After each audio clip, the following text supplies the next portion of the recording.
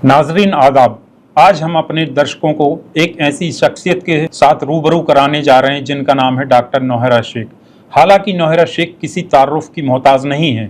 हम उनसे बातचीत का यह सिलसिला शुरू करें इसके पहले हम चंद बातें उनके बारे में अपने दर्शकों को बताना चाहते हैं। Doctor Nowhera Shaikh Heera group of companies की MD एवं CEO हैं। नौहरा शेख एक बिजनेस एंटरप्रेन्योर हैं जिनका कारोबार भारत के अलावा कई देशों में संचालित है। वह एक सोशल एक्टिविस्ट भी हैं। डॉक्टर शेख एक एजुकेशनिस्ट भी हैं जो कई तालीमी इदारों को संचालित कर रही हैं। इनके द्वारा संचालित स्कूल कॉलेजों में कई बच्चों को डॉक्टर, इंजीनियर एवं सिविल सर्विसेज की तैयारी के लिए स्कॉलरशिप भी प्रदान की जाती है। वह मजलूम एवं बेसहारा महिलाओं के उत्थान के लिए पिछले 2 दशकों से कार्य करती आ रही हैं। आइए हम आपसे मुलाकात कराते हैं डॉक्टर शेख की। गुड इवनिंग मैम, आप कैसी हैं? जी ठीक हूँ मैम, हाल ही में आपका एक वीडियो सोशल मीडिया पर बहुत तेजी से वायरल हो रहा है जिसमें आप कुछ पुलिस ऑफिसर्स व कुछ बिल्डर्स के साथ वाद विवाद करती हुई नजर आ रही हैं। आप हमारे दर्शकों को बताइए क्या मामला है? जी, ये मामला जो है अपने ही केस को लेकर था और खासकर से जो हीरा ग्रुप के केसेस हुए, जो भी केसेस थे वो इलीगल FIR करके यहाँ पर हाईकोर्ट ने आर्डर दिया और हाईकोर्ट के आर्डर के बाद हमने जो है सुप्रीम कोर्ट में भी जो है उसको फाइट किया और फाइट करने के बाद सुप्रीम कोर्ट में कुछ लोगों ने जो है कुछ मुद्दा उठाए कि जो भी कंपनी के इन्वेस्टर हैं, देन लेन रहेगा तो वो किस तरह से आप जो है उनको दिया करेंगे। तो उस वक्त में जो है हमने सुप्रीम कोर्ट में हमारी जो एक प्राइम लैंड जो हीरा ग्रुप ऑफ कंपनीज की लैंड थी और वो लैंड जो टोली चौकी 7 टोम रोड के ऊपर रहती है, इस लैंड को हम 15 और 16 में रजिस्ट्रेशन करवाया और करीब 200 से ज्यादा करोड़ जो है बैंक से पेमेंट करके जो है ऐसे बिल्डर सैयद अख्तर साहब से जो है वो प्रॉपर्टी को परचेज किया और परचेज करके वो प्रॉपर्टी हमने ये किया। तो उसके बाद मैंने सुप्रीम कोर्ट में कहा कि कुछ लोग कहते हैं कि इतने देना है, कुछ लोग कहते हैं कि 100 करोड़ देना है, कुछ लोग कहते हैं 1 करोड़ देना है, कुछ लोग कहते हैं कि 5000 करोड़ देना है, कुछ लोग कहते हैं कि 50,000 करोड़ देना है, कि जबकि कंपनी के पास किसी के पास भी ऐसा कोई एविडेंस, कोई प्रूफ नहीं था।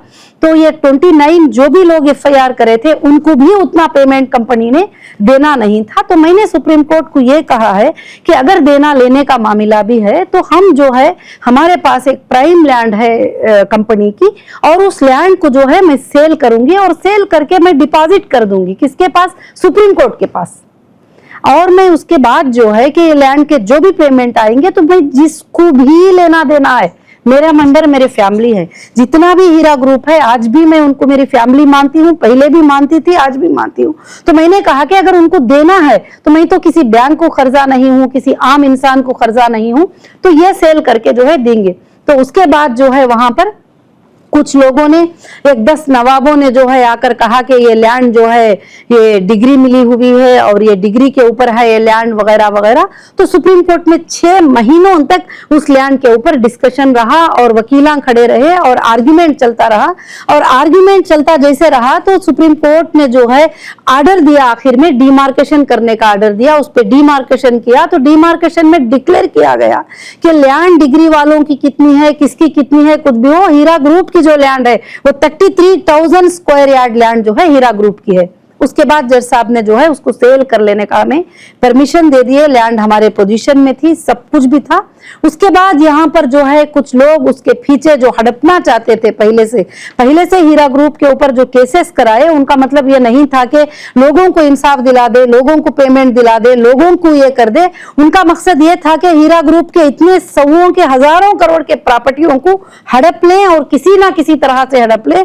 अब देखिए कंप्लेंटर जाके कंप्लेंट लिखता है कि मुझे जो है मैंने हीरा ग्रुप में ये पैसे इन्वेस्ट किया है और हीरा ग्रुप ऑफ कंपनीज ने मुझे 2 लाख रुपये देना है, 2,50,000 रुपये देना है वगैरह, मगर वहां पर पुलिस एक्ट लगा देती है।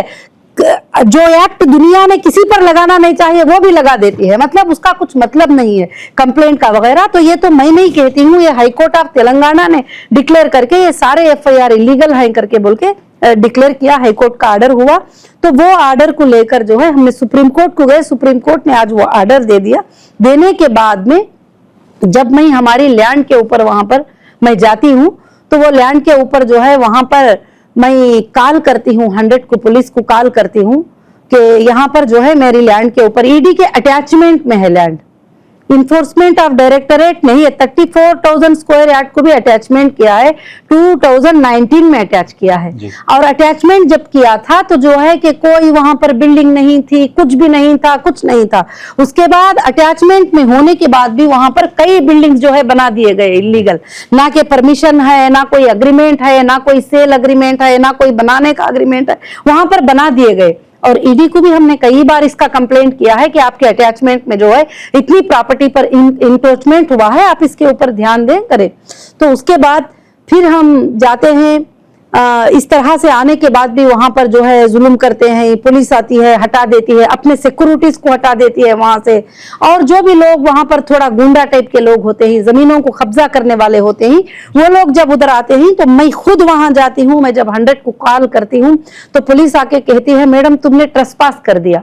मैं बोली लैंड मेरी है, डॉक्यूमेंट्स मेरे पास है, आपको चाहिए तो वीडियो भी बता सकती हूँ कि डॉक्यूमेंट्स मेरे पास ही, लैंड मेरी है, मैं कैसे ट्रेसपासर होती हूँ। वहां एक चाय बेचने वाला बंदा आकर मेरे सामने खड़ता है तो कहता है कि ये मेरी लैंड है, मैं यहाँ पर हूँ। तो मैं बोलती हूँ उसके पास क्या डॉक्यूमेंट्स है, आप पूछिए, थोड़ा चेक करिए। तो कहते हैं कि नहीं उसके पास कोई डॉक्यूमेंट्स नहीं, मगर उन्हें खड़ा है ना वहां पर, यानी जो भी जैसा भी खड़ा रहेगा तो वो उसकी तरह की है।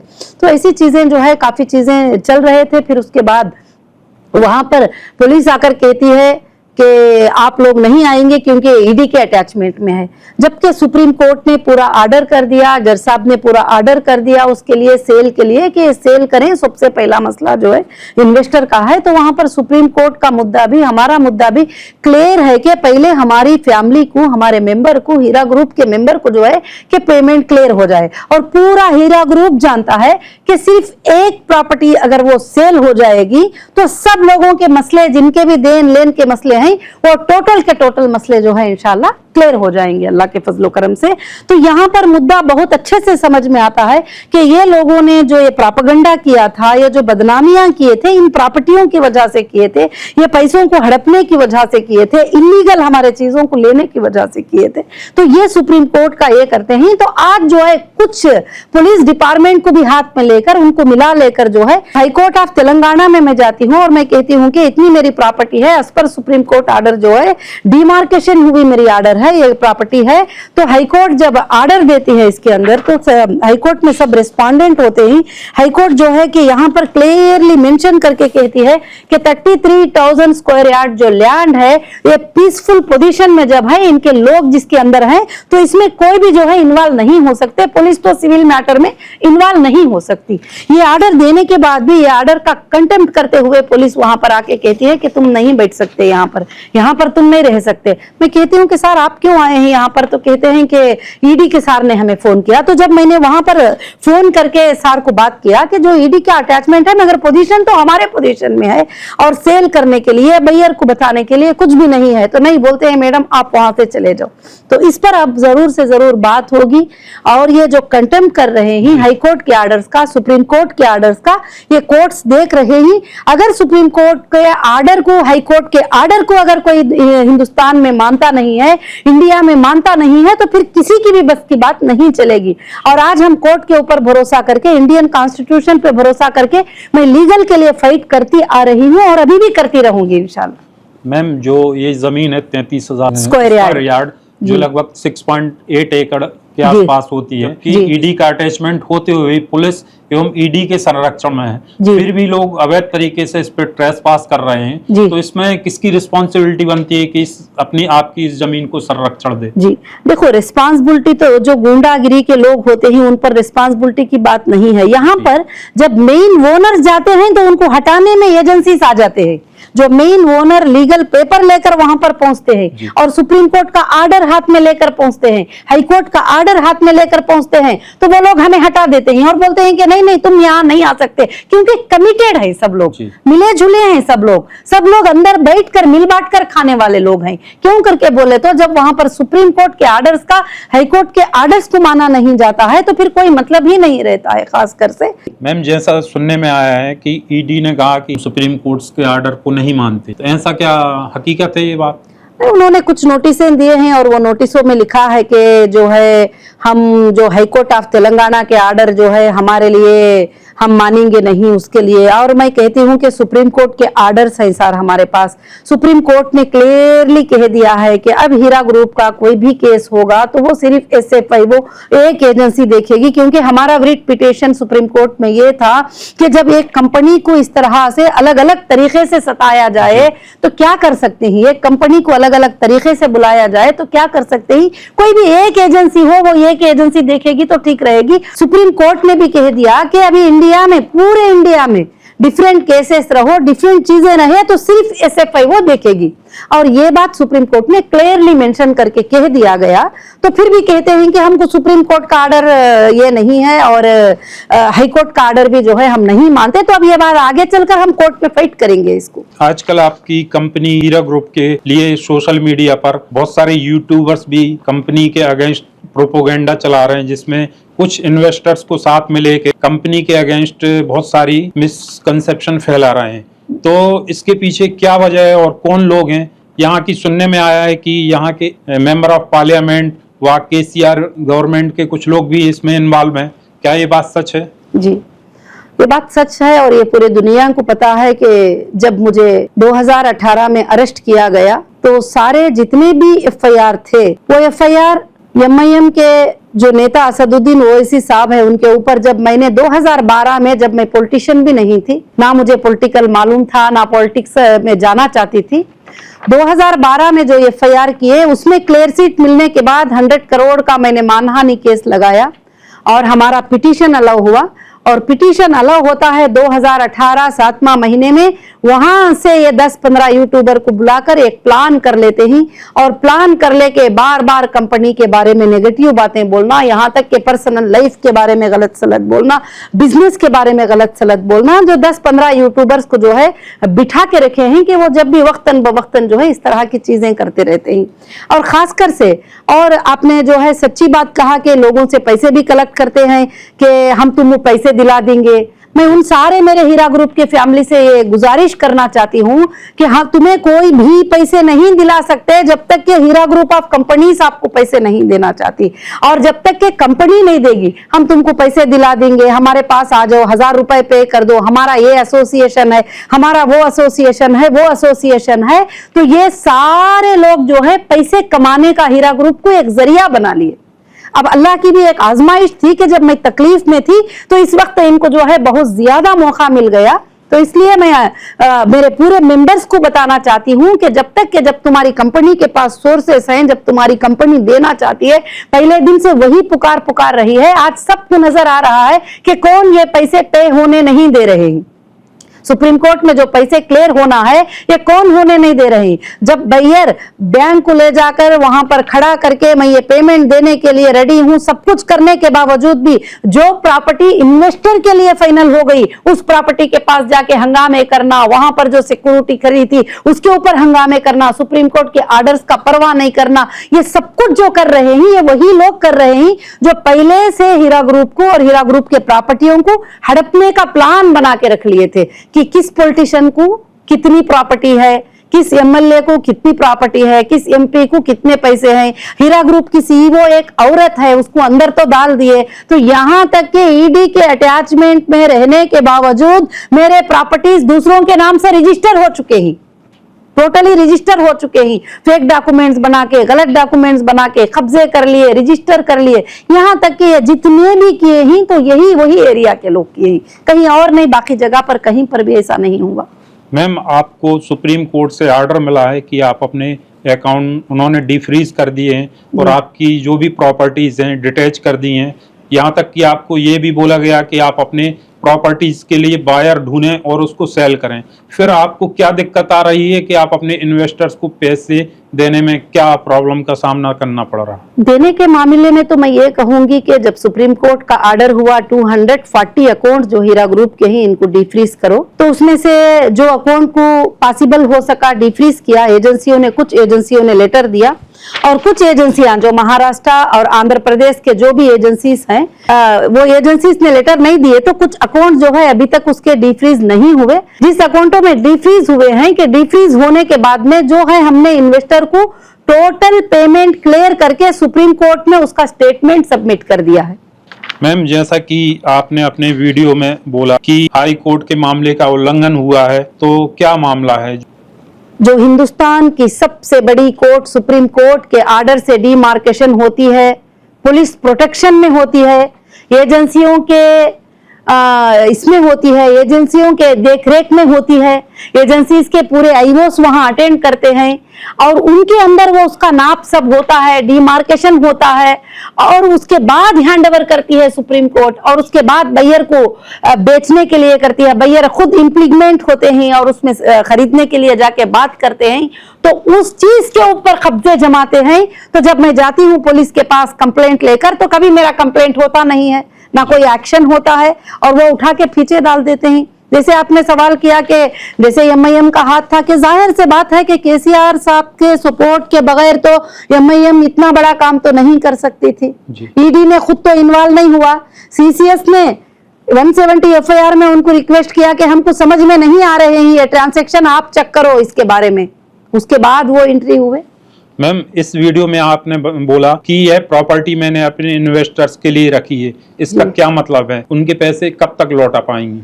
आपको मैं ये बात सच बताऊं, मेरे इन्वेस्टर के लिए प्रॉपर्टी नहीं, मेरा जान भी देने के लिए तैयार, मैं हमेशा के लिए तैयार हूं। प्रॉपर्टी मेरे लिए बहुत ही छोटी चीज है और प्रॉपर्टियां पूरे भी मेरे लिए बहुत छोटी चीज है। अब यहाँ पर कहां पर है, कहां पर इन्वेस्टर फंसे हुए हैं, कहां पर कंपनी को नुकसान हो रहा है, कहां पर कि एजेंसी ने प्रॉपर्टीज को अटैच करके रख लिया है।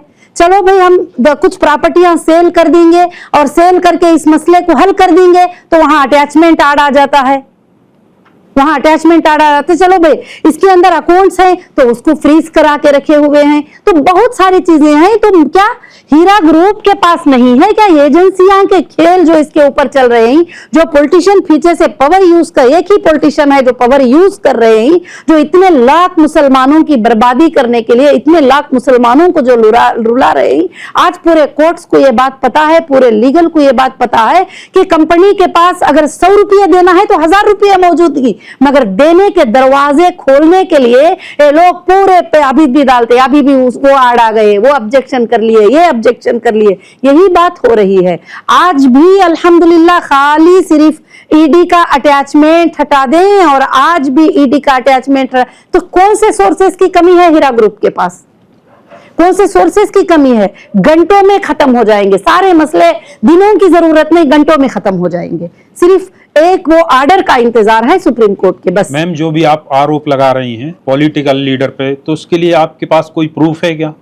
जी, प्रूफ तो बहुत सारा है। अभी यही मैंने बताया था कि 2012 का जो एफआईआर था उसको लेकर जो है मैंने 100 करोड़ का जो केस डाली थी, वो 100 करोड़ का केस भी जो है उनके ऊपर फाइनल हो चुका। यहाँ तक कि उन्होंने कहा कि नहीं, अब उनके ऊपर केस है, तो कोर्ट ने खुद कहा है ये केसेस, ये 100 करोड़ के केस से बचने के लिए बनाए गए थे, ये केसेस 100 करोड़ के केस से जो है बचने के लिए बनाए गए थे, सब ने कहा। और ये पूरे हिंदुस्तान को क्या सबको मालूम है। अब जो इंटरनल एजेंसियां भी इस चीज को इन्वेस्टिगेशन कर रहे हैं, उन एजेंसियों को भी अब ये बात पता चल गई है कि किसके पीछे से किसका हाथ था, किसने जुल्म किया है हीरा ग्रुप के ऊपर। मैम, हीरा ग्रुप और उसके निवेशकों के बीच लेन देन का यह मामला कब खत्म होगा? आप इस अपने कारोबार को क्या फिर से शुरू कर पाएंगी? देखिए, अल्हम्दुलिल्लाह हीरा ग्रुप के जो मेंबर हैं वो मेरी फैमिली है और 1998 से 2018 तक लगभग कितने साल हुए? 20 साल, 22 साल, 20 साल जी। एक दिन भी कभी मेरे मेंबर को, एक मेंबर को आके बोलने को बोलो कि हीरा ग्रुप ने हमें पेमेंट नहीं किया था, या हीरा ग्रुप ने जो गोल्ड यूनिट परचेस किए थे वो गोल्ड हमें सेंड नहीं किया था, और हीरा ग्रुप ने पेमेंट लेके हमें प्रोडक्ट नहीं दिया, एक छोटा सा कंप्लेंट भी 18 तक आप बता लीजिए, आप बता लीजिए। तो इतनी अमानतदारी और इतनी वफादारी से मैंने काम किया है। आज भी अल्लाह का फजल है कि बहुत सारे मेंबर मेरे साथ खड़े हुए हैं और वो कहते हैं कि आपा हम तुम्हारे साथ हैं, तुम बिजनेस को स्टार्ट करो, हम तुम्हारे साथ हैं, हम चलेंगे। भले वो लेवल पर चल भी नहीं सके तो अब जो मेरे मेंबर मेरे साथ आए हैं, बिजनेस में जुड़ रहे हैं, अल्हम्दुलिल्लाह उतना बड़ा नहीं तो क्या हुआ, छोटा भी हम लोग वो बिजनेस को चल रहे हैं लेकर, इंशाअल्लाह आगे के दिनों में ये बहुत बड़ा होगा। जैसा कि आपने बोला कि हीरा ग्रुप के इन्वेस्टर्स के लिए हमने कुछ प्रॉपर्टी रखी है, तो इसके लिए क्या एश्योरेंस है कि आप उनकी उस प्रॉपर्टी को बेच के उनका पैसा दे पाएंगे? अभी मैंने इसीलिए जवाब दिया कि हीरा ग्रुप की प्रॉपर्टी नहीं है, हीरा ग्रुप के लिए और मेरे मेंबर्स के लिए प्रॉपर्टी क्या, मेरा जान भी हाजिर है। मैंने 1000 बार ये बात हर सवाल के जवाब में दी हूँ। और हीरा ग्रुप के मेंबर को आज भी वो तकलीफ नहीं है और आज भी उनको कोई मुश्किल नहीं है। अगर है तो ईडी का अटैचमेंट है तो एजेंसियों के ऑब्जेक्शंस हैं, है तो एजेंसियों के जरिए से उन तक उनका माल नहीं पहुंच रहा है, उन तक वो चीजें क्लियर नहीं हो पा रहे हैं। ईडी आप कह रही हैं, पर ईडी को सुप्रीम कोर्ट ने कब का एम्बार्गो लगाया है? जी, ईडी को हर एजेंसी को एम्बार्गो लगाया है सुप्रीम कोर्ट ने, मगर कोई भी जो है सुप्रीम कोर्ट के आर्डर को जो है नहीं मानते हैं। हमने भी आज तक जो है कंटेम्प्ट ऑफ कोर्ट नहीं लगाया है। अब आगे चलकर कोई भी कंटेम्प्ट ऑफ कोर्ट करेंगे, कोर्ट के आर्डर का कंटेम्प्ट करेंगे, तो जरूर से जरूर जो है हम कंटेम्प्ट ऑफ कोर्ट लगाएंगे जरूर से, और जाएंगे कंटेम्प्ट ऑफ कोर्ट में, जो कि सुप्रीम कोर्ट के आर्डर को जो है खिलाफ कर रहे हैं। मैम, आपने अपनी कंपनी लगभग 20 वर्षों से जो आप चला रही थी, अचानक आपके जेल जाने के बाद उस कंपनी का जो नुकसान हुआ है और कंपनी के से जुड़े हुए जो भी इन्वेस्टर हैं, तो उनका अभी तक प्रॉफिट नहीं मिला है, तो लोग अपनी ओरिजिनल प्रॉफिट वापस चाहते हैं, तो इसके बारे में आपने क्या सोचा? देखिए, जिस दिन कंपनी स्टॉप हुई है और उस दिन जो हालात जैसे थे, प्रोडक्ट की जगह प्रोडक्ट, बैंकों की जगह बैंक, प्रॉपर्टीज की जगह बैंक, ट्रांसैक्शन की जगह ट्रांसैक्शन रुके हुए हैं। जैसे अल्लाह ने रिलीज करेगा, अगर उनके पेमेंट के प्रॉफिट के साथ अगर उनके पेमेंट हमारे पास है, तो हर चीज मेरे मेंबर को वैसे ही वापस होगी और कभी उनके साथ नाइंसाफी नहीं होगी मेरे मेंबर के साथ। और 20 साल के जिंदगी में कभी 100 रुपयों की नाइंसाफी मैंने कभी नहीं किया है, ना कभी हमारी कंपनी करेगी उनके साथ, और डिक्लेयर करूंगी मैं सारे चीजों को।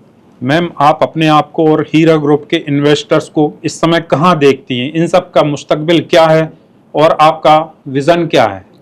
अल्हम्दुलिल्लाह, हीरा ग्रुप के इन्वेस्टर को और मेंबर को, हीरा ग्रुप की फैमिली का मुस्तकबिल में बहुत अच्छा देख रही हूँ। भले तकलीफों के जरिए से हमें कुछ दिन रुका लिए ही, कुछ दिन नुकसान उठाने को ये किए ही, मगर हीरा ग्रुप का फ्यूचर जो है बहुत वाइट रहेगा, क्योंकि ये सारे एजेंसियां के इन्वेस्टिगेशन करने के बाद भी आज तक भी जो है हमारे खिलाफ कोई सबूत, कोई प्रूफ किसी के पास भी आज तक भी नहीं है।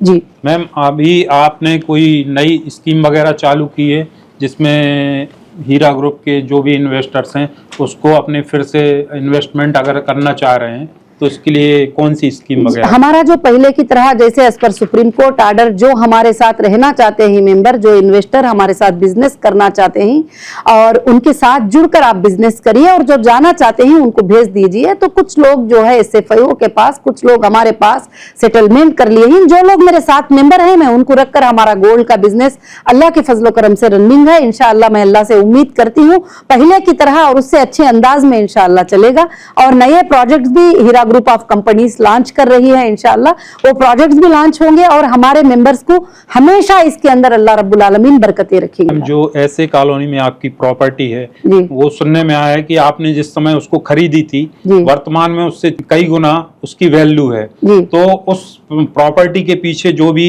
अवैध रूप से उस पे ऑक्यूपाई करने के लिए लोग कर रहे हैं, तो इसके पीछे मेन कौन है? लगभग वहां की जो प्रॉपर्टी है, जिसका पूरा वैल्यू अल्हम्दुलिल्लाह अल्लाह के फजल से करीब जो है 1200 से 1500 करोड़ रुपयों की प्रॉपर्टी है वो, अगर नॉर्मली सेल भी कर देंगे तो। क्योंकि कुछ लोगों ने बुलाकर मुझे सवाल भी किया कि सुप्रीम कोर्ट ने किसी ने बैंक में ये नहीं था तो वो जमा कर दिए, कुछ लोगों ने कहा, तो मैंने कहा कि किसने भी जमा किया मगर किसी फेक चीज पर नहीं जमा किया, किसी फ्रॉड चीज पे नहीं, वहां पर मेरी लैंड है ओरिजिनल और उस पर जमा किया है। एक बायर नहीं तो दूसरा बायर परचेस कर लेगा, और तुम अटैचमेंट को हटाओ, रजिस्ट्रेशन करने का परमिशन दो, और सिर्फ जो है 3 दिन में इंशाअल्लाह सब चीजें क्लियर हो जाएंगी अल्लाह के फजल से, क्योंकि वो चीज मेन में है, बहुत अच्छे से बिकेगी, क्योंकि सवों के करोड़ जो है हम वो देकर वो प्रॉपर्टी को परचेस किए हुए हैं।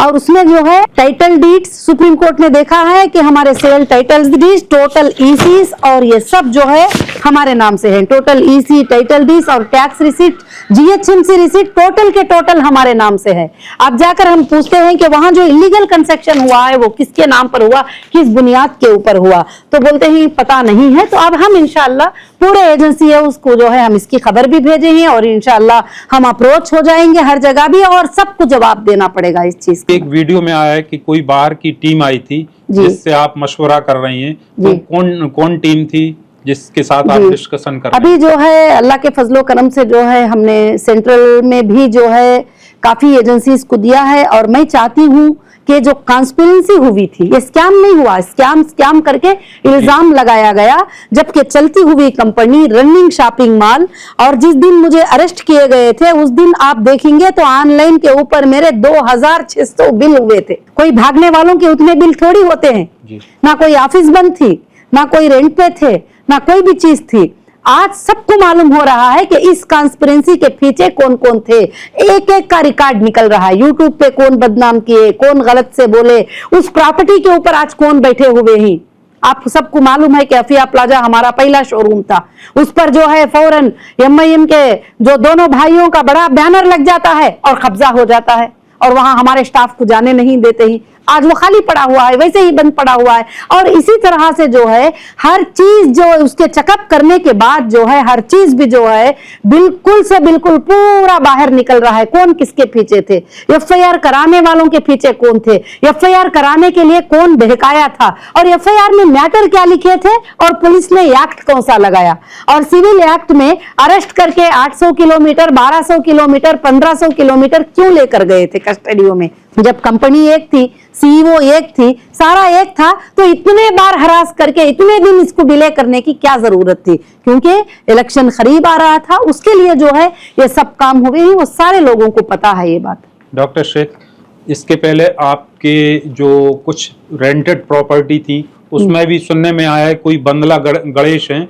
उन्होंने आपकी प्रॉपर्टी पर कब्जा कर लिया है, तो क्या हकीकत क्या है इस मामले में? हकीकत यह है कि कब्जा नहीं किया है, मैं तो कब्जा नहीं कहूंगी, कि उसको हमने एक एग्रीमेंट दिया था 21 में रेंट के ऊपर, और रेंट के ऊपर जब हमारी जो है 5 लाख रुपीस की बात हुई थी पर मंथ रेंट के लिए, बंगला है वो बहुत बड़ा बंगला है, 4 फ्लोर का है, पर फ्लोर में से का 4 फ्लोर का है, तो उन्होंने 2 फ्लोर बस है मुझे करके बोल के रेंट को लिए थे।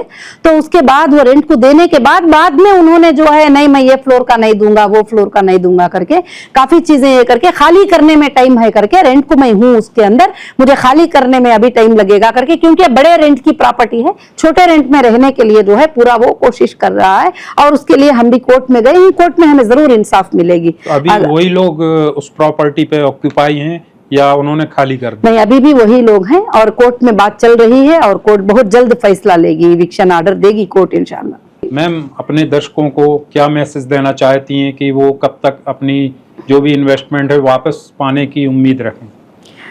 सबसे पहली बात है कि जितने भी लोग इन्वेस्टर थे, कई लोगों को कंपनी गोल्ड के रूप में, पेमेंट के रूप में सेटल करी है, आज तक भी सेटल करती आ रही है जितने पॉसिबल हो। अब जिन लोगों ने कंप्लेंट के तौर पर एसएफआईओ के पास गए हैं, अब जो लोग जो है ये नहीं है, तो ये जैसे हमारे मामलात हो जाएंगे इंशाल्लाह उनका भी सबका भी क्लियर हो जाएगा। और हमारे मेंबर्स के लिए हमेशा मेरी सबसे पहली दुआ रहेगी और सबसे पहली कोशिश रहेगी कि मेरी फैमिली सबसे पहले आसानी पा जाए, और मैं सबसे पहले उनके लिए खड़ी होने वाली हूँ। और काफी लोग बोल रहे थे कि नहीं ये चाहते नहीं है ऐसा हो जाए, ये चाहते नहीं है। मैंने कहा है बहुत पिछले मेरे वीडियोस में मैंने बताया है कि कौन है जो इस मसले को जल्दी से जल्दी हल कर दे, जिसके हाथ में मसला है, तो मैं तैयार हूँ, आ जाइए आप आ जाइए, आप आ जाइए जल्दी जल्दी, मैं जहां साइन करना कर दूंगी। आप मेरे मेंबर को आसानी कर दीजिए जो मेरे कंपनी के साथ जुड़े हुए, क्योंकि हीरा ग्रुप मेरी अकेली से आगे नहीं बढ़ा है, हीरा ग्रुप मेरे लाखों मेंबर के साथ आगे बढ़ा है। आज भी वो मेरे साथ खड़े हैं, जो 29 एफआईआर थे वो नहीं है, और जो लाखों लोग मेरे पीछे खड़े हैं, आज भी खड़े हैं और कहते हैं कि आप हम तुम्हारे साथ हैं, आज भी बिजनेस में मेरे साथ हैं वो लोग, आज भी कहते हैं कि हम बिजनेस में तुम्हारे साथ हैं इंशाल्लाह। तो मैं वो तमाम मेंबर्स को लेकर एक बार और भी बड़ी ऊंचाइयों के ऊपर इंशाअल्लाह हीरा ग्रुप जाएगा। भले एक तकलीफ तो आती है, जैसे बहुत सारे लोगों ने कहा कि अभी हालात में ये हालित हो गया, आपने बिजनेस स्टार्ट कर दिया, ऐसे कैसे होगा। तो मैं उन सबको यही बात बताई कि देखिए, एक बस का एक्सीडेंट होता है तो हम ट्रैवल करे बगैर नहीं रुकते, एक फ्लाइट का एक्सीडेंट होता है तो दूसरे फ्लाइट में बैठे बगैर नहीं। तो जहां पर हमारा एक पेमेंट में रुकाव है, जहां हमारे एक प्रोडक्ट का रुकाव है, जो जिन्होंने भी पहले इन्वेस्ट किया था या तो प्रॉपर्टी पे या तो गोल्ड पे, जो भी है वो पेमेंट्स हैं, अब उनको जब देने का भी वक्त आएगा तो कोर्ट का जैसा डिसीजन होगा इंशाअल्लाह उनका सब कुछ रिलीज हो जाएगा। ऐसा करके हमारी इतनी बड़ी कंपनी जो है, जो हमारे पुराने मेंबर हैं, उनको साथ लेकर ये कंपनी इंशाअल्लाह बिजनेस करेगी और आगे बढ़ेगी अच्छे तरीके से। अल्लाह की जात से मैं उम्मीद करती हूँ कि इंशाअल्लाह ये बहुत ज्यादा ऊंचाई के ऊपर जाएगी। ऐसे कॉलोनी के अलावा और भी कोई अन्य प्रॉपर्टी है जिस पर लोग अपनी नजर रखे हुए हैं या उस पर कब्जा करने की कोशिश कर रहे हैं? और जो है, एक जुबली हिल में हमारा घर था जो ईडी के अटैचमेंट में था, और ईडी के अटैचमेंट में जुबली हिल में हमारा घर था। और घर था तो नॉर्मली घर में हमारे फैमिली मेंबर ही रहते थे और कोई दूसरे रेंट पे भी नहीं रहते थे। मेरे अरेस्ट के बाद जो है वॉचमैन को मारा गया और घर के लोगों को बाहर निकाला गया।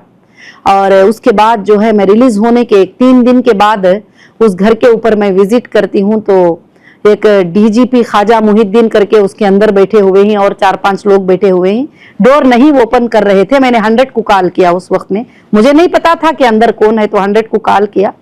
तो जाने के बाद में बोले हाथ पैर पकड़ के, मैडम अब हमारी इज्जत मत निकालो, आप मीडिया के सामने मत जाओ, मैडम हम कुछ नहीं, हम चले जाएंगे, हम ऐसे ही बैठे थे, हम ऐसे ही रुके थे, हमको फलाने ऑफिसर साहब ने कहा है थोड़े दिन रुकने के लिए, फलाने ऑफिसर। मैंने कहा कि वैसे ही है। तो फिर कुछ दिनों के बाद देखती हूँ कि ईडी के अटैचमेंट में होने के बाद वो प्रॉपर्टी रजिस्टर हो जाती है, उनके नाम से रजिस्टर हो जाती है, वो प्रॉपर्टी रजिस्टर हो जाती है, करंट की बिल चेंज हो जाती है, सब कुछ हो जाती है। उसके बाद मैं कोर्ट में जाकर, कोर्ट में जो है उसको सिविल कोर्ट में जाके मैंने स्टे लेकर आया है। और इतना बड़ा जुल्म हो रहा है, ये इन सबको ये नजर नहीं आ रहा है। आज भी हमेशा ये बोलते रहते हैं हीरा ग्रुप है, हीरा ग्रुप की नौहीरा शेख ने ये कर दिया वो कर दिया। आज तक भी मैंने कभी कुछ नहीं किया, इसीलिए यहाँ हिम्मत से आप सबके सामने ये बात बोल पा रही हूँ। अगर मुझे कुछ करना होता तो मैं यहाँ बैठकर नहीं बोल पाती थी, खासकर से जी। तो वो प्रॉपर्टी भी अभी वो नहीं, वो प्रॉपर्टी पे वही लोग बैठे हुए हैं। मैंने ईडी को कई बार कंप्लेंट दिया है, आपके अटैचमेंट में देखो, नहीं कभी नहीं, ना कोई एग्रीमेंट, ओरिजिनल डॉक्यूमेंट्स हमारे पास, पोजीशन हमारे पास, सब कुछ हमारे पास है, मगर रजिस्टर भी हो गया। मैं ईडी को कंप्लेंट भी दी हूँ कि देखो इस तरह से तुम्हारे अटैचमेंट बोर्ड लगाने के बाद ये घर कैसे रजिस्टर होता है, यानी कमिटेड, पूरे के पूरे मिली भगी कमिटेड। अब इनके ऊपर जरूर इन्वेस्टिगेशन होगा, बड़ा तेज इन्वेस्टिगेशन होगा, इसके पीछे कौन कौन थे, कौन कौन सपोर्ट किया है इन चीजों को, सब बाहर निकल। चोर बहुत दिन नहीं छुप पाएगा, चोरी बहुत दिन तक नहीं छुपेगी, गलती बहुत दिन तक नहीं छुपेगी, जरूर चोरियां पूरे बाहर पड़ेंगी, हक भी बाहर आ जाएगा, हम क्या चाहते हैं करके इंशाअल्लाह। और मेरे पूरे मेंबर, लाखों के मेंबर मेरे साथ ही, उनको लेकर मेरी कंपनी आसमानों पे उड़ेगी अल्लाह के फजलो करम से, मुझे अल्लाह की जात से उम्मीद है इंशाअल्लाह। मैम, अपने इन्वेस्टर्स को आप कब तक का समय देना चाह रही हैं कि आप कब तक वेट? समय मेरा कुछ भी नहीं है, जैसे कंपनीज के अटैचमेंट्स हट जाएंगे, प्रॉपर्टीज का अटैचमेंट जो मैंने सुप्रीम कोर्ट में रखा है, उस प्रॉपर्टी के ऊपर से अटैचमेंट और ट्रांसफर का परमिशन मिल जाएगा, उसी दिन मेरे इन्वेस्टर के सारे प्रॉब्लम क्लियर हो जाएंगे और मेरे इन्वेस्टर और मेरे मेंबर, मेरे जो भी देन लेन है, सबके प्रॉब्लम अल्लाह के फजल से क्लियर हो जाएंगे। जब भी मैं उनके साथ हूँ, अब भी मैं उनके साथ हूँ, हमेशा मैं उनके साथ रहूंगी मेरे मेंबर के साथ। अपने मॉल्स वगैरह मैडम कब तक ओपन हो जाएंगे? जो मॉल्स तो माशाअल्लाह ओपन ही अल्लाह के फजल से चल रहे हैं, अल्हम्दुलिल्लाह रब्बिल आलमीन। और अल्लाह के फजल से हीरा ग्रुप के जो बिजनेस हैं वो माशाअल्लाह उतने ऊंचे पैमाने पे नहीं तो क्या हुआ, जो पैमाने पे चलना है वो पैमाने पर अल्लाह के फजल से चल रहे हैं, कोशिश कर रहे हैं कि हम आगे बढ़े अल्लाह के फजल से जी। मैडम, आपकी पूरी बात सुनने के बाद यह समझ में आया है कि MIM लीडर असदुद्दीन ओवैसी जी व उनके कुछ लोग पुलिस डिपार्टमेंट, ईडी, प्रशासन की मिली भगत से एक प्रोपोगेंडा के तहत आपकी और हीरा ग्रुप की छवि को खराब करने में शामिल हैं। यह बात भी आपके इन्वेस्टर्स को बहुत कंफ्यूज कर रही है कि आपकी प्रॉपर्टी पर सुप्रीम कोर्ट के आदेश व ईडी के अटैचमेंट के बावजूद भी कुछ बिल्डर्स अनाधिकृत रूप से घुसकर उस पर निर्माण कार्य कर रहे हैं। क्या पुलिस व ईडी आपकी संपत्ति को प्रोटेक्शन नहीं दे पा रही है? क्या हमारे मुल्क में इंसाफ नहीं है? क्या जंगल राज चल रहा है? इंडिया में भी नहीं कहूंगी और पूरे तेलंगाना में भी जंगल राज मैं नहीं कहूंगी। जहां एमआईएम की हुकूमत है वहां जंगल राज मैं कह सकती हूँ। और क्योंकि आपको मालूम है कि ये पूरी ट्रांसपेरेंसी के पीछे सबसे पहला जो एफआईआर था सीधा असदुद्दीन ओवैसी साहब का था, जो सबसे पहला एफआईआर उन्होंने किया। अब पुलिस उसके ऊपर बिल्डर इन्वेस्टमेंट कर रहे हैं कि ये प्रॉपर्टी हमें मिल जाएगी तो हम पुलिस का इन्वेस्टमेंट कर लेंगे, खर्चों को पैसे दे देंगे। आपको पता है कि जैसे मेरा अरेस्ट होता था, फ्लाइट के टिकट आ जाते थे बैठने के लिए, मुझे लेके चले जाते थे फ्लाइट में और 5 स्टार होटलों में आके रुकते थे पुलिस। एफआईआर कितने का होता था? 1.5 लाख का। मुझे ले जाने फ्लाइट में खर्च, पुलिस पे खर्च कितना होता था? कितने लाखों का आप सोचिए जरा।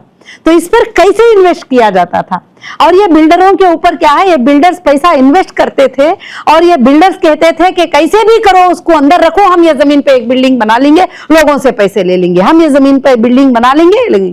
मगर तारीख गवाह है, नूह अलैहिस्सलाम के जमाने से लेकर आज तक गवाह है कि जो लोग गलत के ऊपर होते हैं उनको ऐसा मुंह का मार खाना पड़ेगा और ये गलत तरीके से हड़पने वाले चीजें पूरे एक दिन ऐसे खत्म हो जाएंगे कि अल्लाह ताला क्या करेगा कि सच को एक दिन सामने लेकर आ जाएगा। आज पूरे एजेंसी को पता चल गया है कि इसके पीछे किसका हाथ था।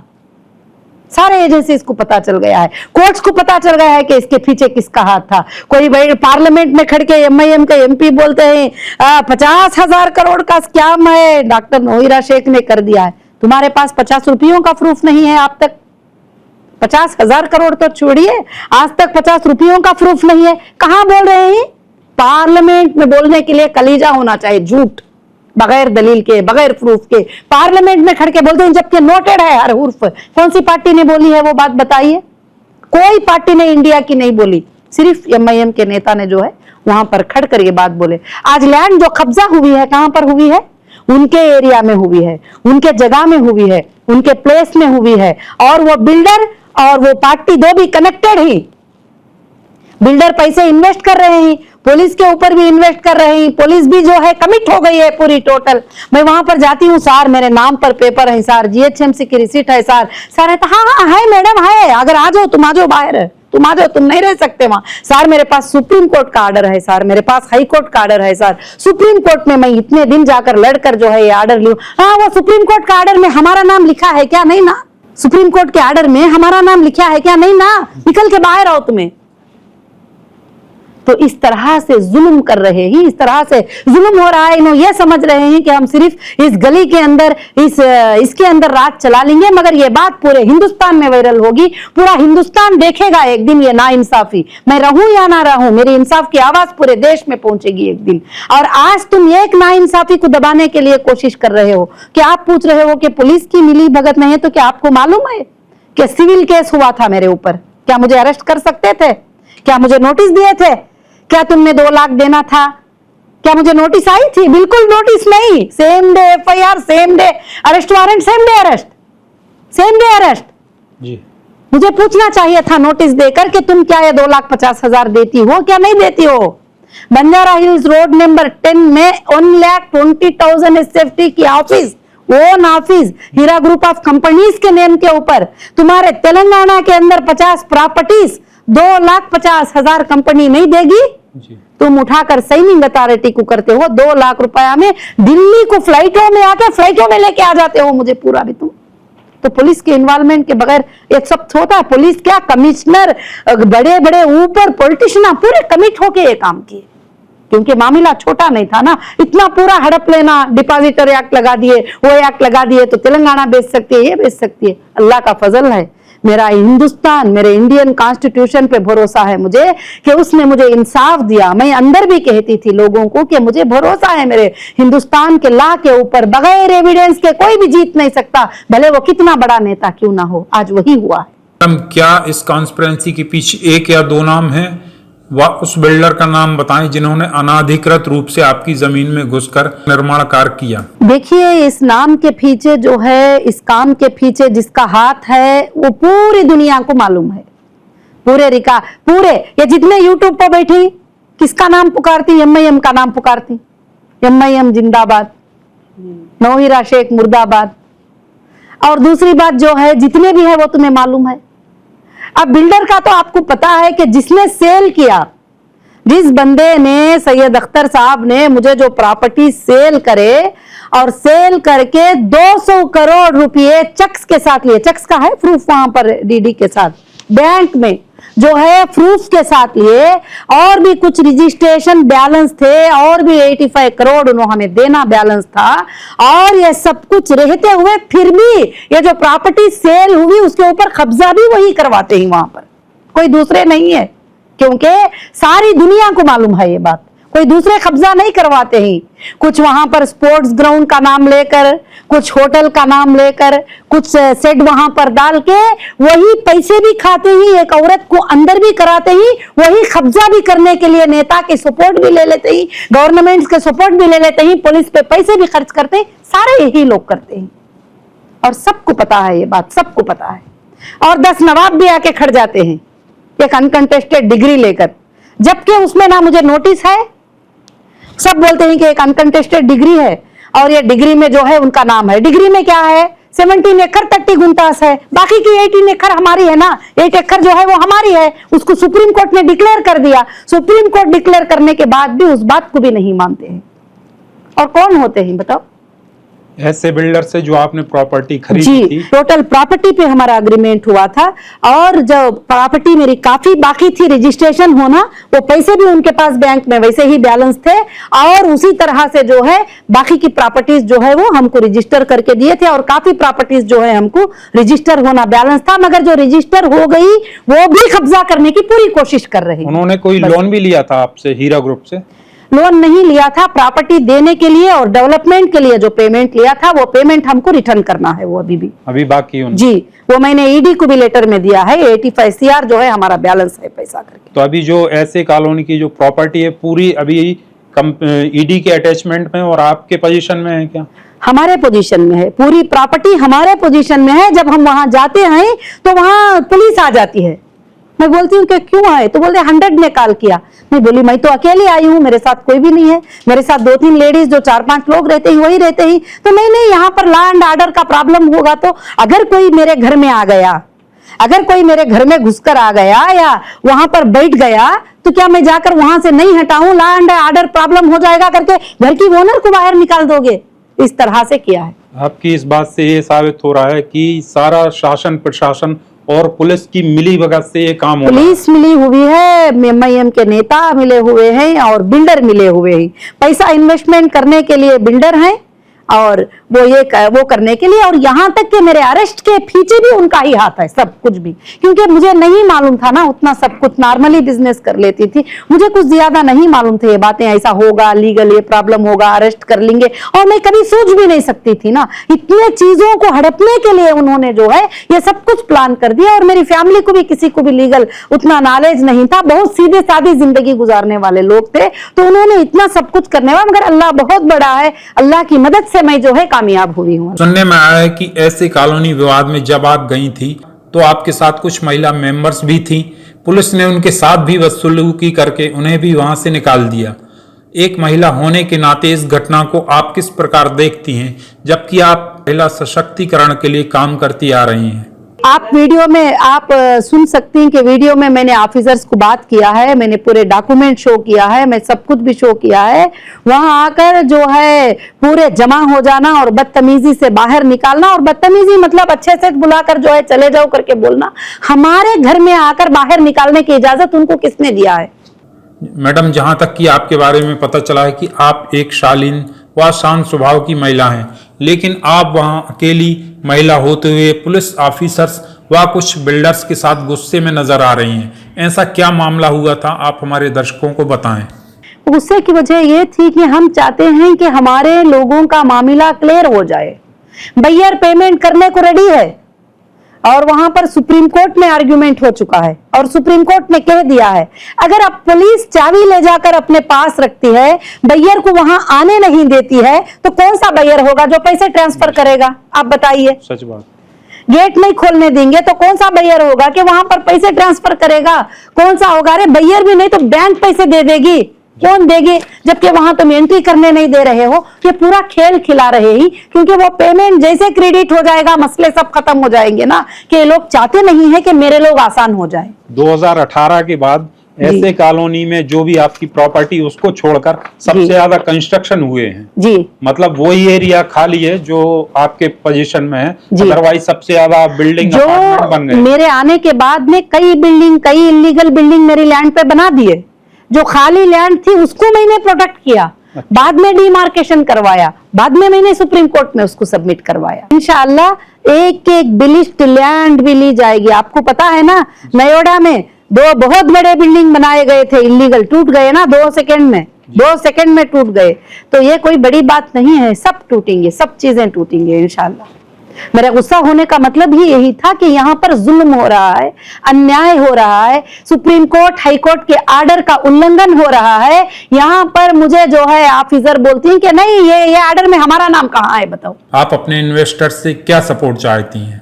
बस मैं मेरे इन्वेस्टर मेंबर हीरा ग्रुप के जितने भी ट्रेडर्स हैं, मैं उन सब से यही सपोर्ट चाहूंगी कि वो अल्लाह से दुआ करें और ऐसे जालिमों के जुल्म से हमारी कंपनी को अल्लाह ताला बचाए और ऐसे जालिमों के जुल्म से बचाए रखे और हमारी कंपनी के जो मुश्किलें ही अल्लाह ताला जल्द से जल्द हल कर दे और ये तुम अच्छे से समझ जाओ कि इसके पीछे कौन ही। बस इतनी ही मेरी गुजारिश है। मेरा कभी इरादा नहीं था कि ना तुम्हें नुकसान पहुंचाने का, ना पहुंचाने के लिए।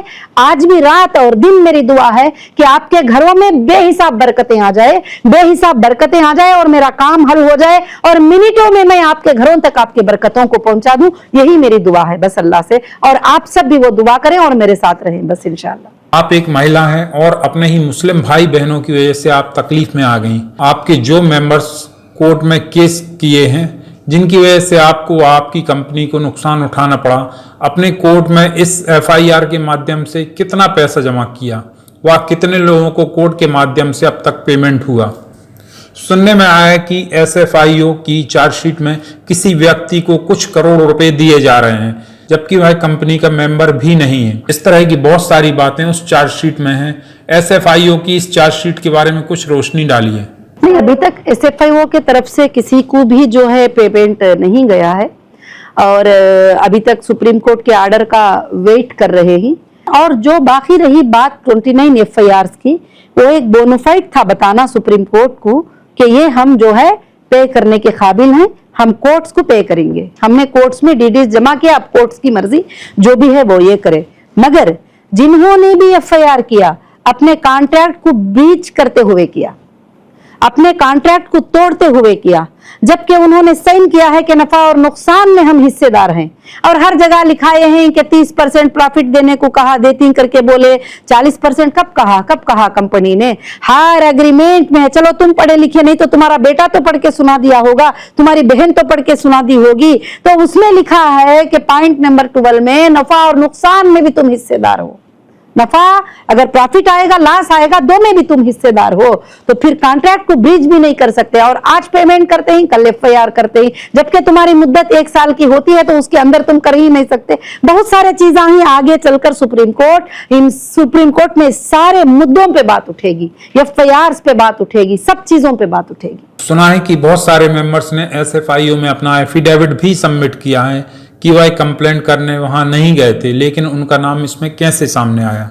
एसएफआईओ ने चार्जशीट जो सबमिट किया है कि वो चार्जशीट में उन्होंने, यानी फाइनल रिपोर्ट, चार्जशीट नहीं बोलते, एफआईआर हो तो चार्जशीट बोलते हैं, वो एक फाइनल रिपोर्ट सुप्रीम कोर्ट को सबमिट किए ही। और फाइनल रिपोर्ट में जो है उन्होंने उस रिपोर्ट में ये सबमिट किया है कि लगभग जो है इतने लोगों की लिस्ट हमारे पास है वगैरह। तो एसएफआईओ को भी एक फॉर्मेट दिया गया था कि मैंने वादा करके आई हूं कि अटेस्टेड जो बंदे ओरिजिनल डॉक्यूमेंट्स लेकर पहुंचते ही हमारे जो मेंबर हैं उनको मैं क्लियर सेटलमेंट करने को तैयार हूं। मगर एक्सेल सीट को पेमेंट तो मैं नहीं कर सकती। एक्सेल सीट का जो पेमेंट होता है, एक्सेल सीट में नेम पेमेंट, एक्सेल सीट तो मैं भी बना सकती हूँ, वो भी बना सकते हैं, ये भी बना सकते हैं। जब वेरिफिकेशन के थ्रू वो परफेक्ट मेंबर है तो उसको हम पेमेंट करेंगे करके मैंने ये कहा है। तो इसलिए अब नेक्स्ट जो है हम लीगल वही मांगेंगे सुप्रीम कोर्ट से कि जो भी सबमिट हुआ है, क्या ये लोग एसएफआईओ में अटेंड हुए थे, क्या इन्होंने वाकई कंप्लेंट किया है? क्योंकि आपको भी मालूम है हमारे ऑफिसेस पे कई लोग आके कहते हैं हम एसएफआईओ में गए ही नहीं, हमारा नाम क्यों आ गया एसएफआईओ में, हम कहीं भी जाके कंप्लेंट नहीं किए, हमको क्यों बीच में फंसा दिए हैं, हमको क्यों बीच में रोक दिए हैं। तो अब हमें भी नहीं पता ना। तो जब वो हमें सबमिट करेंगे उनका कंप्लेंट, उनका साइन के साथ, दस्तखत के साथ वो रिकॉर्ड हमारे पास सबमिट करेंगे, तो जब हम उन्होंने गए ही नहीं करके हमें मालूम होगा। मेन मुद्दा तो यही है कि काफी लोग आज भी, कल भी फोन करके बोलते हैं कि हम नहीं गए एसएफआईओ के पास, हमने नहीं गए, हमारा नाम आया कैसे लिस्ट में, आके ऑफिस में लड़ते हैं। तो हम उसका कैसे जवाब दे पाएंगे? और जब वो गए ही क्या नहीं गए ही, वो उनके रिकॉर्ड से पता चलेगा और वो हम मांगेंगे आगे चलकर इंशाल्लाह। बहुत सारे लोगों ने सबमिट किया है एफिडेविट कि हम गए नहीं है, हमारा नाम क्यों आया है, और हमारा सेटलमेंट 10 साल पहले हो गया है, मगर आया क्यों है हमारा नाम? 5 साल पहले एसएफआईओ के लिस्ट में जो लोग हैं, 5 साल पहले पेमेंट सेटलमेंट हो गया है, क्यों आया है हमारा नाम? 4 साल पहले हो गया है, क्यों आया है हमारा नाम? तो वो क्यों आया है अब कोर्ट में ही डिक्लेयर होगा वो। अब हम कुछ नहीं बोल सकते उसके बारे में, क्योंकि कोर्ट है, कोर्ट के बारे में मैं कुछ कहना नहीं चाहती, वहां हमारा आर्ग्यूमेंट होगा इस बारे में इंशाल्लाह। हीरा कैसे साबित करेगी कि उसने इन लोगों को पेमेंट दिया है जिनमें इनका नाम आया है? साबित के लिए तो सबसे पहली बात है कि हीरा ग्रुप ने, पूरी दुनिया जानती है, ना कभी हाथ में ली थी ना कभी हाथ में दी थी, अकाउंट से ली थी, अकाउंट से दी थी। तो अकाउंट स्टेटमेंट निकाल लो, साबित हो जाएगा इंशाल्लाह। कोई झूठा इंसान तो खड़ा ही नहीं हो सकेगा, कोई गली में घूमने वाला नहीं बोल सकेगा, और हम बैंक की सर्टिफिकेट लेके उनका वेरिफिकेशन करेंगे नीट से। बड़ी आसानी है हीरा ग्रुप में, अल्हम्दुलिल्लाह, शुक्र अल्लाह का। इन्वेस्टर्स का डाटा जो रिकवर नहीं हुआ था, तो क्या वो रिकवर हो चुका है? अभी भी रिकवर नहीं हुआ है, ना एफएसएल ने हमें कोई डेटा सबमिट किया है, और जो भी ये एक्सेल सीट हम देखते हुए घूमते ही, वो हमारे कंप्यूटर से जनरेट की गई किसी डेटा में मिली हुई सीट है। डेटा में क्या होता है? डेटा में उन्होंने गोल्ड परचेस किया, उन्होंने फूड प्रोडक्ट परचेस किया, और उन्होंने हमारे प्रोडक्ट परचेस किए, क्या टेक्सटाइल परचेस किए, उनका बैलेंस क्या है, ये होता है। वहां पर कुछ नहीं है, खाली नेम और नंबर, पेमेंट। क्या वो पेमेंट हम उनको देना है, क्या वो हमको देना है, वो भी नहीं है। क्या उनके अकाउंट से हमको आया है, क्या हमारे अकाउंट से उनको गया है, वो भी उसमें नहीं है। वैसे एक सीट वायरल हो रही है, वायरल होने दो, इसको हम चैलेंज करेंगे सुप्रीम कोर्ट में इंशाल्लाह। एक आखिरी सवाल, आप देश की उन गिनी चुनी मुस्लिम महिलाओं में से एक हैं जिन्होंने हिजाब में रहकर भी सूद फ्री कारोबार करके एक मल्टीनेशनल कंपनी खड़ी की, तथा महिला सशक्तिकरण का आप एक चेहरा भी हैं। वह उन महिलाओं के लिए एक आइडियल पर्सन भी हैं जो बिजनेस के क्षेत्र में अपनी कंपनी खड़ी करना चाहती हैं, वह कर रही हैं। महिला होने के बावजूद भी कुछ यूट्यूबर्स आपकी व हीरा ग्रुप की छवि को लगातार बदनाम करने की कोशिश कर रहे हैं। उन यूट्यूबर्स को आप क्या कहना चाहेंगी? इसलिए नहीं कि वह आपके खिलाफ बहुत गलत सलत बोलते हैं। मैम अल्हम्दुलिल्लाह, भली बात तो मैं ये कहना चाहूंगी, जिसके भी बहकावे में आकर वो मंथली सैलरी लेकर गलत सलत बातें जो बोलकर अपने लोगों को पैनिक बनाते हुए, अपने मेंबर को साथ में लेकर उन्होंने अपने जिंदगी का जीने का जो जरिया बना ले ही, वो एक अच्छी सी बिजनेस करके, एक तिजारत करके आराम से जी सकते हैं। और उनके पैसे, इनके पैसे 500 1000 कलेक्ट करके वकील को देना है। कोई यूट्यूबर बोल रहा है कि वकील को पैसे देना है, सब 500 दो, सब 1000 दो। अगर तुम्हारे अकाउंट एक दिन निकाल लेंगे एजेंसियां तो फंस जाओगे पूरे के पूरे। इसलिए अच्छा है कि मजदूरी करके 10,000 कमाकर आराम से जी लिया करो, मेरी यही नसीहत रहेगी। और किसी को भला और बुरा बोलने से किसी की इज्जत में फर्क नहीं आता। अल्लाह रब्बुल आलमीन इज्जत देने वाले, जिल्लत देने वाले ही। मैं हमेशा यकीन रखती हूँ वो तो इज्जु मन तशा व तो जिल्लु मन तशा पर। जो भी बोलते जाते हैं अल्लाह मेरे रुतबे को, मेरी इज्जत को बढ़ाता चले जाता है अल्लाह के फजल से। कई बार नीलांचल टेक्नोक्रेट का नाम सामने आया है, इसके बारे में बताएं। नीलांचल टेक्नोक्रेट जो है वो कंपनी हमारे खरीदने से 2 लोगों से पहले वो लैंड में कुछ हिस्से में उनकी एक कंपनी थी, उनसे ऐसे बिल्डर ने लैंड परचेस किया था। हमें कुछ लेना देना नहीं है, हमें कुछ मालूम भी नहीं है वो कौन है। क्योंकि बड़ा अफसोस होता है कि हजारों लोगों को रोजगार देने वाली व लाखों परिवारों को मुनाफा कमा कर देने वाली एक कंपनी, जिसमें आपने इतनी जद्दोजहद करके एक बिजनेस एम्पायर खड़ा करती हैं, और कुछ लोगों की वजह से कंपनी मुश्किल में पड़ जाती है। हम आखिर में यही उम्मीद करेंगे कि आपकी जद्दोजहद व अपने मेंबर्स के सपोर्ट से जो इतनी बड़ी कंपनी खड़ी की थी, वह फिर से अपने उरूज पर पहुंचे व तिजारत के क्षेत्र में काम करने वाली महिलाओं के लिए आप एक मिसाल बने। हीरा ग्रुप सच्चाई पे है, आसमानों पे जरूर उड़ेगा। ये कोई कहो ना कहे, जरूर ऊंचाई पे जाएगा इंशाल्लाह। अल्लाह की जात से हमारी यही उम्मीद है। अस्सलाम वालेकुम। आपने बड़ी ही बेबाकी से हमारे सवालों का जवाब दिया। उम्मीद है कि आप जल्द से जल्द अपने निवेशकों का इन्वेस्टमेंट लौटाएंगी और आगे भी कंपनी अपने मेंबर्स की उम्मीदों पर खरा उतरेगी। अपने कीमती समय से समय निकालने के लिए बहुत शुक्रिया।